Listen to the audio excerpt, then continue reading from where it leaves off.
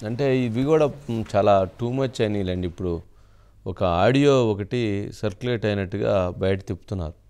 నిజంగా ఎంతటి దుర్మార్గమైనటువంటి దీంతో ట్రోల్ చేస్తున్నారంటే అసలు నీచం అనమాట. ఇక అది పాపం. నిజంగా ఎవరైతే వాటిని ఆడియోని ట్రోల్ చేస్తున్నారో వాళ్ళ మీద చర్యలు తీసుకోవాలి, చాలా సీరియస్గా యాక్షన్ తీసుకోవాలి. మరి ఇది అసలు ఎందుకు జరుగుతుందో దేనికోసం జరుగుతుందో తెలియదు. కానీ అటు ఆంధ్రప్రదేశ్లో గతంలో ఇట్లాగే మహిళల్ని కించపరిచే విధంగా మాట్లాడటం, ఇప్పుడు కూడా ఇక్కడ కూడా మహిళలని కించపరిచే విధంగా మహిళలు మాట్లాడుకోవటం చాలా టూ మచ్ అండి. ఇది ఇందాక అజిత్ గారు చెప్తున్నారు, ఎక్కడైతే అబద్ధాలు ఎక్కువగా ప్రచారాలు జరుగుతాయో, ఎక్కడైతే అవాస్తవాలు ఎక్కువగా ప్రచారం జరుగుతాయో, ఎక్కడైతే ఇలాంటి భాష ఎక్కువగా ఎక్కడైతే మాట్లాడుతుందో ఆ దేశాలు త్వరితగతిన దెబ్బతింటాయి అనేది ఆ రోజు గాంధీ గారు చెప్పినటువంటి అంశం. మరి ఆయన ఏదైతే చెప్పాడో, ఆయన చెప్పినటువంటి గాంధీ గారు చెప్పినటువంటి అంశాలకి విరుద్ధంగా దేశం అటువైపు వేగంగా ప్రయాణం చేస్తుందా అనిపిస్తుంది. బాధగలుగుతున్నటువంటి అంశం. మహిళలకి మరి ఇప్పుడున్న పరిస్థితుల్లో రాజకీయాలు ఇంత విలువలు దిగజారిపోతూ ఉంటే మరి మహిళా రిజర్వేషన్ల అంశంలో రాజకీయాల్లో కూడా మహిళలకి ప్రాధాన్యత కల్పించాలి, పెంచాలి అని మహిళలు ఇలాంటి ముందుకు వస్తుంటే ఎలా చూడొచ్చు? అప్పుడన్నా మంచి జరిగిద్దేమో. అంటే రిజర్వేషన్లు వస్తే అప్పుడన్నా చదువుకున్నటువంటి వాళ్ళు, బాధ్యత కలిగినటువంటి వాళ్ళు, ఉన్నతమైనటువంటి ఆలోచనలు కలిగినటువంటి వాళ్ళు వచ్చి మాట్లాడతారని ఆలోచిద్దాం. కొండా సురేఖ గారైనా ఉన్నతమైనటువంటి ఆశయాలతోటే ఉంటారు, అట్లాగే సీతక్క అయినా అట్లాగే ఉంటారు. కానీ ఇక్కడ ఒక చిన్న తనని ట్రోల్ చేశారు, అది తప్పు. 100% ఎవరు చేసినా శిక్షించాలి. తను మంత్రిగా ఉండి తను ఎవరైతే అది చేశారో వాళ్ళని శిక్షించేటువంటి పరిస్థితి తనకు ఉంది. కానీ ఇక్కడ తన లైన్ క్రాస్ అయ్యి, బాధ్యత కలిగిన స్థానంలో ఉండి లైన్ క్రాస్ అయ్యి ఒక కుటుంబాలను తీసుకొచ్చి ఒక వివాదపరమైనటువంటి అంశంలో, అంటే తను చెప్పడం కూడా ఎట్లా చెప్తుంది, అన్కన్వెన్షన్ కోల్చకుండా ఉండటం కోసం సమంతను పంపించమని అడిగాడంట. ఎవరిని? నాగార్జున. ఇక్కడ ఏదో సంథింగ్ రాంగ్ ఏదో కనిపిస్తుంది. సమాచారం లేకుండానే మాట్లాడారు. సమాచారం గాలిలో ఉన్నటువంటి మాటలు, ఎక్కడో ఎవరో గెట్టనటువంటి వాళ్ళు మాట్లాడే మాటలని ఏదో రకమైన ఆ ప్రచారాలను తీసుకొచ్చి తీసుకోవాలి. మరి మంత్రిగా ఉన్నారు కదా, వాటికి సంబంధించిన ఎవిడెన్సెస్ ఉంటే బయట పెట్టండి. నెంబర్ 1. నెంబర్ 2, ఇప్పుడు మరి చూస్తే నాగార్జునని కావాలని కాంగ్రెస్ ప్రభుత్వం ఏమైనా టార్గెట్ చేస్తుందా అన్న అనుమానం కూడా కలుగుతుంది. దానివల్ల వచ్చే ఉపయోగం ఏంటంటే, అంటే కన్వెన్షన్ని కూలగొట్టారు. అది అంటే ఇక్కడ గతంలో కూలగొట్టనటువంటి దాన్ని కన్వెన్షన్ కూలగొట్టారు. సరే, అది ఇప్పుడు FTLలో ఉందనో లేకపోతే చెరువులో ఉందని కూలగొట్టారు. ఇప్పుడు కూడా నాగార్జునని ఇక్కడ లాగారు. ఏం లాగారు? సమంతను పంపించమని నాగార్జున్ని KTR అడిగాడంట. KTR అడిగితే నాగార్జున సమంతను వెళ్ళమన్నాడంట KTR దగ్గరికి. అందుకు సమంత ఒప్పుకోలేదంట. అందుకు డైవర్స్ జరిగిందంట. వామ్మ, చాలా ఏందండి అసలు ఇది? ఏం భాష, ఏమి ఆరోపణ, ఏమి వ్యక్తిత్వాలు, ఏమి మాటలు. పాపం నాగార్జున ట్వీట్ చేశాడు, చాలా గౌరవంగా చేశాడు నాగార్జున గారు. ఇంకొకరు అయితే చాలా తీవ్రంగా మాట్లాడతారు. ఆయన అప్పటికీ చాలా గౌరవనీయులైన మంత్రి గారు, మీ వ్యాఖ్యలు అవాస్తవం, అబద్ధం, మీరు మమ్మల్ని రాజకీయాల్లోకి లాగవద్దు, మీరు చెప్పిన అని చాలా మీరు వాటిని మాటలను వెనక్కి తీసుకోండి అని గౌరవంగా కోరాడు నాగార్జున. అరే అసలు అంటే ఇది చూస్తుంటే ఆయన మీద ఏమైనా ఎవరికైనా వ్యక్తిగతంగా కోపం ఉండి ఈ రకంగా ఆయన్ని తీసుకొస్తున్నారా, ఈ రకంగా ఆయన మీద దాడికి పాల్పడుతున్నారా అనేటువంటిది సురేఖ గారు కదండి ఇలాంటి వ్యాఖ్యలు చేయడం వల్ల. సురేఖ గారు ఒక సఫర్ అవ్వచ్చు, కానీ నాగార్జున కుటుంబం ఏ రకమైన సఫర్ అవ్వాలి?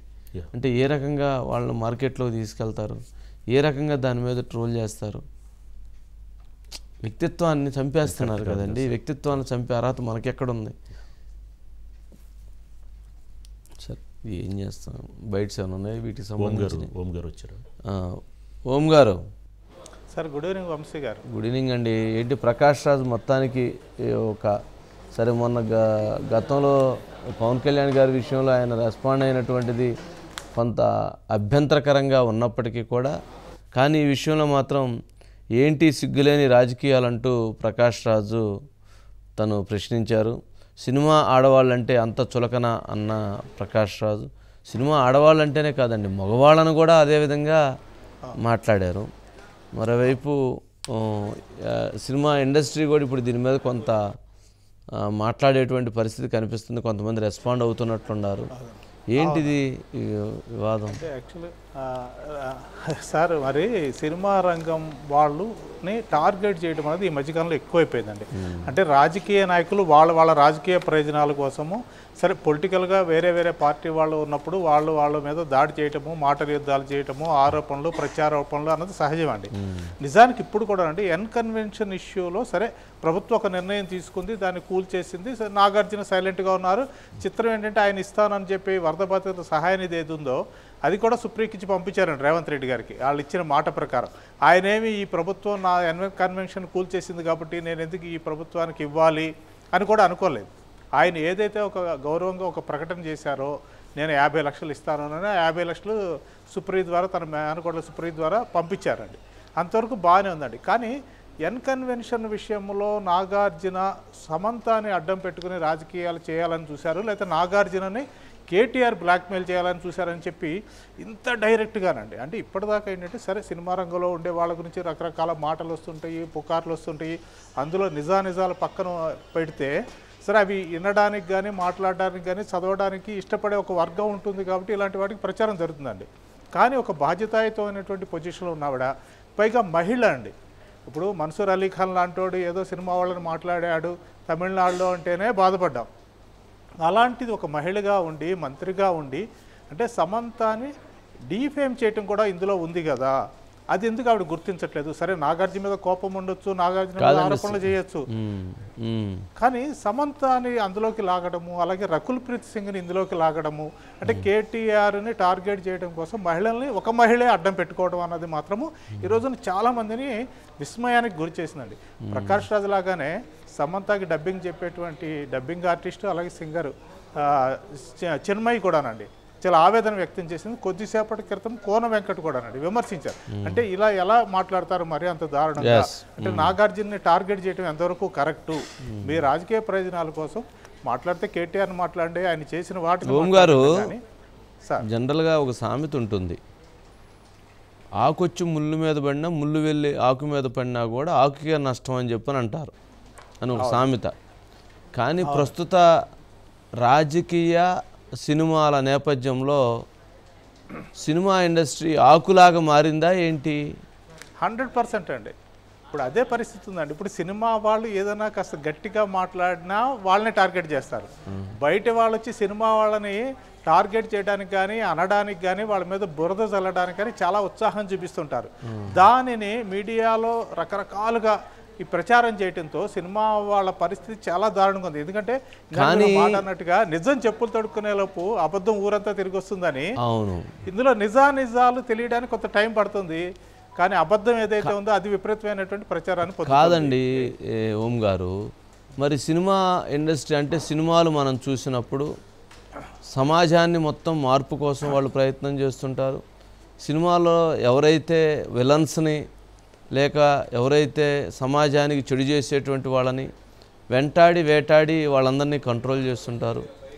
కానీ ఇటీవల వస్తున్నటువంటి మరీ సినిమాల్లో అయితే ఒక్కొక్క హీరో ఈ చెడు చేస్తున్నటువంటి వాళ్ళని 100 మందినో 200 మందినో ఒక కత్తి తీసుకొని నరుకుతా పోతే ఇంకా మొత్తానికి అక్కడికక్కడ భూస్థాపితం చేయటం, రాజకీయాల్లో ప్రక్షాళన తీసుకొచ్చేటువంటి అనేక సినిమాలు, రాజకీయాల్లో మార్పులు తీసుకొచ్చేటువంటి అనేక సినిమాలు, రాజకీయాల్లోకి వచ్చేసి మొత్తం రాజకీయాలనే మార్పు చేసినటువంటి అనేక సినిమాలు, ఇలాంటివి ఎన్నో సినిమాలు, ఎన్నో చైతన్యవంతమైనటువంటి ఆదర్శవంతమైనటువంటి ఆలోచనాత్మకమైనటువంటి సినిమాలను తీస్తున్నటువంటి వీరు మరి ఆకులాగా ఎందుకు ఉండిపోతున్నారు, ముళ్ళులాగా ఎందుకు మారట్లేదు? ముళ్ళులాగా మారి ఎవరైతే ఈ వ్యవస్థలని దుర్మార్గంగా నాశనం చేస్తున్నటువంటి వారి పట్ల ఎందుకు యాక్షన్లోకి దిగలేకపోతున్నారు? సినిమా నటన వరకైనా వారి జీవితాలు, నటన తరువాత నిజ జీవితంలో వారి జీవితాలు మరీ ఆకులాగా ఉండిపోతున్నాయా? అంటే సినిమా రంగంలో వాళ్ళు చాలా సెన్సిబుల్గా ఉంటారండి. అంటే అన్ని వర్గాల వాళ్ళు మనకు కావాలి, మనం అందరితో మంచిగా ఉండాలి, అందరి ఆదరణ పొందాలి, మన సినిమాలని అందరూ చూడాలి.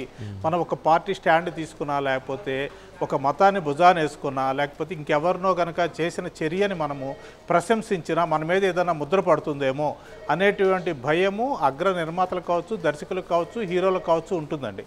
కానీ వేరే సరే సినిమా రాసే రచయితలు వాళ్ళందరూ కూడా సమాజానికి ఏదో ఒక మంచి చెప్పాలి, మనము ఇన్ని కోట్ల మందిని ప్రభావితం చేసే మీడియా కాబట్టి దీన్ని ఒక పాజిటివ్ వేలో ఉపయోగిద్దామని మీరు అన్నట్టుగా ఒక మంచిని ఫైనల్గా, అంటే సినిమా ఎలా ఉన్నా కానీ చివరిలో ఫైనల్గా ఒక మంచిని హైలైట్ చేస్తూ సినిమాని ముగించడం అనేది ఉందండి. కానీ ఈ రోజున సమాజంలో అన్ని రంగాలలోనూ విలువలు పతనం అయిపోతున్న నేపథ్యంలో సినిమా రంగంలో కూడా మేకింగ్ పరంగా కొంత అది కూడా డౌన్ అయిన మాట వాస్తవం అండి. అయితే అదే సినిమాలు ప్రభావం సమాజం మీద ఉందా, సమాజం ప్రభావమే సినిమా కథల మీద ఉంటుందా అంటే అది ఒక పెద్ద చర్చ. కానీ ఏదైనా కానీ సినిమా వాళ్ళు సున్నిత మనస్కులు, వాళ్ళని టార్గెట్ చేయడం అనేది ప్రతి ఒక్కరికి చాలా తేలికండి. ఒక చిన్న ఇదిగో తోక అంటే అదిగో పులి అన్న టైపులో అలా మారిపోయిందండి. సినిమా రంగానికి చెందిన వాళ్ళది ఏంటంటే టేక్ ఇట్ గ్రాంట్ అన్నట్టు కూడా అయిపోయింది. అంటే పర్టికులర్గా ఓం గారు ఈరోజు నాగార్జున ఆకు లాంటి పరిస్థితి అయి ఉండొచ్చు, సమంత ఆకు అయి ఉండొచ్చు, రకుల్ ప్రీత్ సింగ్ ఆకు అయి ఉండొచ్చు, నాగ చైతన్య ఆకు అయి ఉండొచ్చు. రేపు ఇలాంటి పరిస్థితే ఇంకొక నటులకి, ఇంకొక నటికి, లేదా ఇంకొక డైరెక్టర్కో, ఇంకొక ప్రొడ్యూసర్కో వాళ్ళని ఆకులాగా మార్చే విధంగా ఇంకొక సందర్భంలో ఇంకొక రాజకీయ నాయకులు కామెంట్లు చేస్తే పరిస్థితి ఏంటి?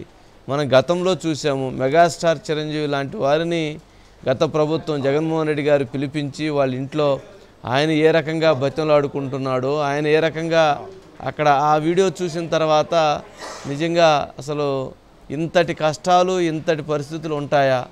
ఎంతటి మెగాస్టార్, ఎంతటి వ్యక్తి ఈ రకమైనటువంటి పరిస్థితులకు మారాడా అని అనిపించింది. అంటే ఆ రోజు బాధ కలిగినటువంటి అంశాలు అవి. అవును. అంటే అన్ని రకాలుగా ఆ రకంగా మరి మారిపోతుందా ఇండస్ట్రీ? ప్రశ్నించడం అంటే ఈరోజు నాగార్జునకు వచ్చింది, రేపు ఇంకొకరికి వస్తే, గతంలో చిరంజీవికి వచ్చింది, మరి ఇంకో తర్వాత ఇప్పుడు రేపు ఇంకొకరికన్నా వస్తే, ఇంకొక పొలిటీషియన్ ఇంకొక రకంగా ఇంకొకరిని మాట్లాడితే, ఇంకొక రకంగా అసలు ఇండస్ట్రీనే మాట్లాడితే ఏంటి అసలు? ఓం గారు ఏం జరుగుతుంది అంటే యాక్చువల్గా అండి ఈ విషయంలో అంటే సినిమా రంగానికి చెందినటువంటి ప్రైమరీ బాడీస్ ఉంటాయి కదండి, ఫిలిం ఛాంబర్ కావచ్చు, నిర్మాతల మండలి కావచ్చు, అందులో ఉన్నటువంటి పెద్దలు వాళ్ళ వ్యక్తిగత ఇష్టాయిష్టాలను పక్కన పెట్టి వాళ్ళకి పొలిటికల్గా ఏ పార్టీతో అనుబంధం ఉంది, ఏ పార్టీతో వాళ్ళు మమేకమై ఉన్నారు అన్న విషయాన్ని పక్కన పెట్టి సినిమా రంగంలోనే ఒక ప్రముఖుడిని, పైగా నాగార్జున చిన్న చిత్కా కాదు కదండి, ఒక లెజెండరీ పర్సనాలిటీ ఉంది. నాగేశ్వరరావు గారి అబ్బాయి, ఆయన తర్వాత కూడా నాగార్జున తర్వాత జనరేషన్ కూడా సినిమా రంగంలోనే ఉంది. అలాంటి వ్యక్తినే ఈరోజు ఇంత దారుణంగా టార్గెట్ చేసి వాళ్ళ ఇంటిలో కొంతకాలం కోడలుగా ఉన్న ఆవిడని అడ్డం పెట్టుకుని బురద జల్లుతూ ఉంటే సినిమా రంగంలో ఉన్నటువంటి ఈ ప్రైమరీ బాడీస్కి చెందిన వాళ్ళు ఖచ్చితంగా ఒక ఖండన అయితే ఇవ్వాలండి. ఆవిడ కొండా సురేఖ కావచ్చు, రేవంత్ రెడ్డికి కావచ్చు, లేదా పొలిటికల్ పార్టీస్ని ఉద్దేశించి కావచ్చు, మీరు మా సినిమా రంగం వాళ్ళని టార్గెట్ చేసినప్పుడు ఏదో నోటుకొచ్చిందో అలా మాట్లాడొద్దు. నిజంగా ఆధారాలు కానీ లేకపోతే నిజంగా వాళ్ళకి ఏమైనా అనుమానాలు ఉంటాయండి, దానికి ఒక పద్ధతి ఉంటుంది కదా. ఇదిగో మీరు మాట్లాడిన ఫోన్ మాటలు, లేకపోతే ట్యాప్ చేసినప్పుడు వచ్చినటువంటి సమాచారం కావచ్చు, ఏదైనా కావచ్చు, అలాంటివి ఏదన్నా చేసి ఇదిగో అని ఒక ప్రూఫ్తో మాట్లాడితే బాగుంటుంది. కానీ ఒక మహిళే ఇంకో మహిళని కించపరుస్తూ ఇలా మాట్లాడేది బాధాకరం. మేధావుల మౌనం అత్యంత ప్రమాదకరం.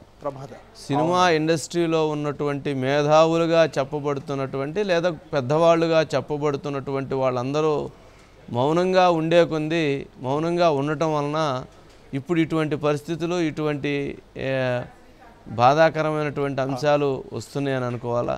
అంటే వారు ఇప్పటికైనా రెస్పాండ్ కావటం అనేటువంటిది వారి బాధ్యత. అంటే ఒక కాకికి కష్టం వస్తే కాకులన్నీ కావు కావు అంటూ వచ్చి అక్కడ ఆ కాకి దగ్గర ఉంటాయి. మరి ఒక కుక్కకు కష్టం వస్తే కుక్కలన్నీ వచ్చి నిలబడుతున్నాయి. మరి ఇండస్ట్రీలో అంటే తప్పుగా భావించవద్దు, కానీ ఒక చీమకు కష్టం వస్తే చీమలన్నీ వచ్చి అక్కడ నిలబడుతున్నాయి. కానీ ఒక ఇండస్ట్రీలో ఉన్నటువంటి ఒక వ్యక్తికి కష్టం వస్తే, ఒక ప్రముఖ వ్యక్తికో లేకపోతే ఇంకా ఎవరన్నా కావచ్చు, ప్రముఖ వ్యక్తి కావచ్చు, చిన్న వ్యక్తి కావచ్చు, కష్టం వస్తే కూడా అంటే ఇండస్ట్రీలో ఉన్నటువంటి సంఘాలో లేకపోతే అసోసియేషన్సో లేకపోతే దాంట్లో ఉన్నటువంటి పెద్దలో లేకపోతే దాంట్లో ఉన్నటువంటి వాళ్ళు మాట్లాడకపోవటం అనేటువంటి పరిస్థితి చూసినప్పుడు అది ఆ ఒక్క సినిమా రంగంలోనే కాదులేండి ఓం గారు, అవును. మరి అత్యంత సిగ్గుతో తలదించుకోవాల్సిన అంశం ఏంటంటే మీడియా రంగం కూడా అలాగే తయారైంది. వారొక్కరినే అనలేము, మనం కూడా దాంట్లో ఒక భాగమే అయిపోయాము.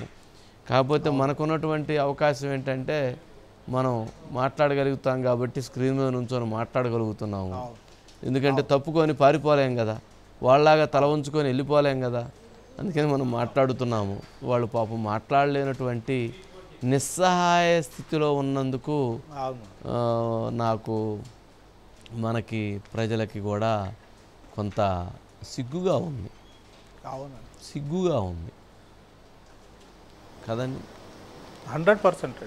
అందుకనండి ఇలాంటి సందర్భాలలో అంటే సినిమా ఒకసారి కనీసం ఒక బాడీని వేయాలండి. ఒకసారి ఖండిస్తే, ఒకసారి వీళ్ళందరూ మాట్లాడితే, ఒకసారి వీళ్ళందరూ ఫైట్ చేయగలిగితే, రెండవసారి ఇలాంటి వ్యాఖ్యలు చేయాలంటే ఎవరైనా కొంచెం ఆలోచిస్తారు.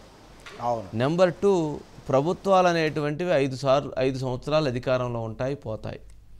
కానీ సినిమా ఇండస్ట్రీలో ఉన్నటువంటి వాళ్ళు వాళ్ళ జీవితకాలం మొత్తం సినిమా ఇండస్ట్రీలో వాళ్ళు కొనసాగుతారు.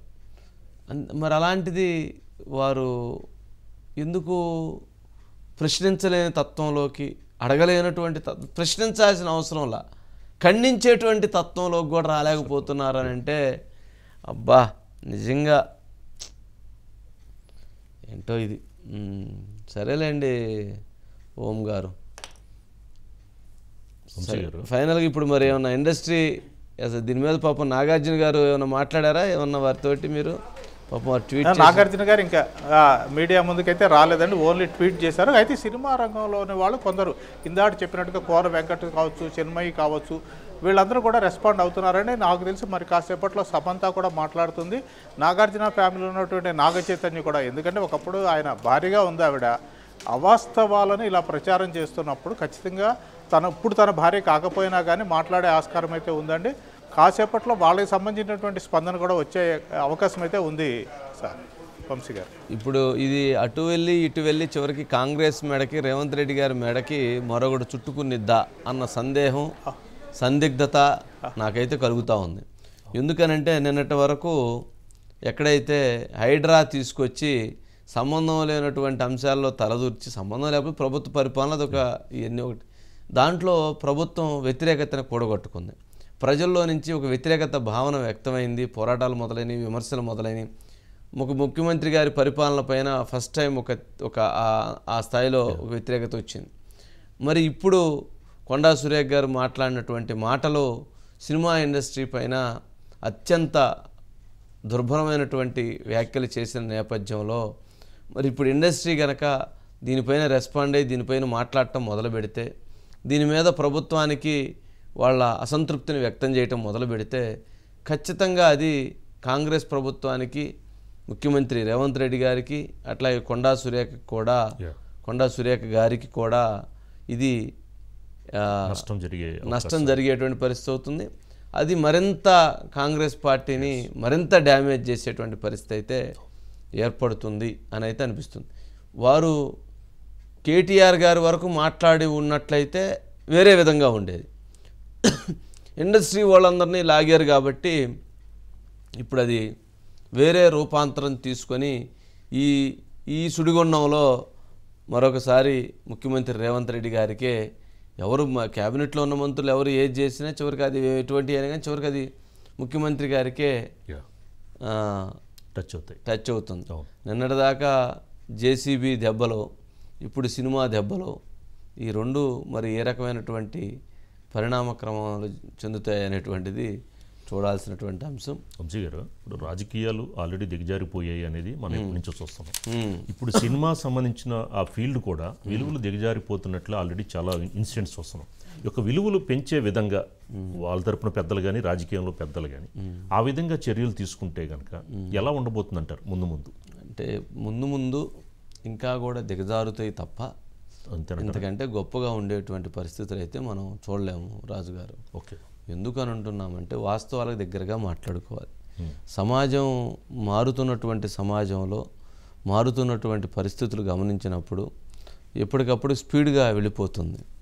మరి మన సినిమాలు చూస్తున్నాం, గతంలో నిండుగా కట్టుకునేటువంటి చీర దగ్గర నుంచి ఇప్పుడు ఇంత పీలకలు వేసుకునేదాకా వచ్చేసినటువంటి పరిస్థితి వచ్చేసింది, మారిపోతుంది. అది తప్పు అని చెప్పినటువంటి వాళ్ళని విమర్శించే పరిస్థితులు వస్తున్నాయి. అది కాదు, ఇది ఇలా ఉండాలి అని అంటే మీరు చాలా చెప్పారులే చాలులే అని చెప్పి, అంటే టెక్నాలజీ మారిపోతుంది. సినిమాల్లో ఉండకపోవచ్చు, వెబ్ సిరీస్లని తీస్తున్నారు, లేదా ఇంకోటని తీస్తున్నారు, తీసింది అక్కడ పెడుతున్నారు, పెట్టిన వాటిని జనం చూస్తున్నారు. ఓహో ఇది ఇలా ఉండాలి కావాలా మనం కూడా అనే పరిస్థితికి వస్తుంది. ఈ రోజు రోజుకి భవిష్యత్తులో తగ్గుతుంది తప్ప ఇంకా కూడా విలువలు పెరిగేటువంటి పరిస్థితి అయితే కనపట్టలేదు. దీనికి ఎక్కడో దగ్గర ఎవరో ఒకరు నాంది పలుకుతారేమోనని చెప్పని ఎదురు చూడాలి అంతే తప్ప ఇంకా చేయగలిగింది కూడా తక్కువగానే ఉంటుంది కదా రాజుగారు. బయట సమయం సార్, మహిళా ఎమ్మెల్యేస్ మాట్లాడారు. బయట్స్ ప్లీజ్. మిమ్మల్ని విమర్శించి సోషల్ మీడియాలో తప్పు పెట్టిన వాళ్ళగా మీరు కఠిన చర్యలు తీసుకోండి, ఎటువంటి ఇబ్బంది లేదు, దానికి ఎవరు అడ్డు కాదు. అనవసరంగా కేటీఆర్ యొక్క పరువు యొక్క పోయే విధంగా మీరు మాట్లాడితే ఊరుకునేది లేదు. కొండ కానీ అనవసరంగా రాద్ధాంతం చేసి అనవసరమైన మాటలు మాట్లాడితే మీ నాలుక చీరుస్తామని చెప్పి మిమ్మల్ని అందరినీ తెలియజేస్తా ఉన్నాం. సినిమా ఫీల్డ్ లో ఉండే ప్రతి ఒక్కరు ఆలోచించాలి. ఇవాళ సినిమా ఫీల్డ్ లో ఉండే మహిళల గురించి ఇంత తక్కువ చేసి, ఇంత చిన్న చూపు చేసి, అవహేళన చేసి మాట్లాడితే ఇది అందరికి వర్తిస్తుంది. ఖబర్దార్ సురేఖ గారు, మీ వెనక ఇంకెవరైనా ఉండి మాట్లాడిస్తే వాళ్ళకు కూడా నేను హెచ్చరిస్తా ఉన్నాను. మీ నోరు అదుపులో పెట్టుకోకుండా ఏదైనా మాట్లాడతా అంటే ఇకపైన సాగదు. తప్పకుండా మిమ్మల్ని ఇట్లా వదిలిపెట్టాం. అన్నిటికీ మాకు మీ నుంచి జవాబు రప్పిస్తాం. మీరు తల వంచుకొని జవాబు చెప్పే రోజు, సమాధానం చెప్పే రోజు త్వరలోనే వస్తుంది. వాళ్ళను అందరిని ఎందుకు లాగుతారు? ఎవరికన్నా వ్యక్తిగతమైన బంధాలు, బంధుత్వాలు, లేక ఏదన్నా ప్రాజెక్టులలో ఇన్వాల్వ్మెంట్, సందర్భాలను బట్టి ఆ సినిమా యాక్టర్ యొక్క పాత్ర పాలిటిక్స్ తో గానీ, పొలిటికల్ లీడర్స్ తో గానీ, లేదా రియల్ ఎస్టేట్ తో గానీ, ఏదన్నా డ్రగ్స్ ఇంకేదో వచ్చినాయి కదా, అట్లాంటప్పుడు కామన్ గా వచ్చే పదం. మాకు సినిమా యాక్టర్లు అంటే వ్యతిరేకం కాదు, మేము ద్వేషులం కాదు. వాళ్ళను అందరిని అమానవీయమైన కామెంటు, కించపరిచే కామెంటు, ఒక వ్యక్తి యొక్క ఇమేజ్ను దెబ్బతీసే కామెంటు, దీని మీద తప్పకుండా లీగల్ చర్యలు కూడా ఉంటాయి. ఇట్లా నోరు మూసుకొని కూర్చోరు తెలంగాణ ప్రజలు పీడిత ప్రజల కోసం రాత్రింబవళ్ళు పోరాడుతూ ఉన్నారు. అటెన్షన్ డైవర్షన్ చేయాలని చూస్తున్నారు. ఆమె తప్పకుండా క్షమాపణ చెప్పాలి. క్షమాపణ చెప్పేదాకా మేము అన్ని లీగల్ ఆప్షన్స్ కూడా ఎక్స్ప్లోర్ చేస్తాం, ప్రజల ముందర పెడతాం. తప్పకుండా వారు దాన్ని వెనక్కి తీసుకోవాల్సిందే, వెనక్కి తీసుకోవాలని డిమాండ్ చేస్తాం.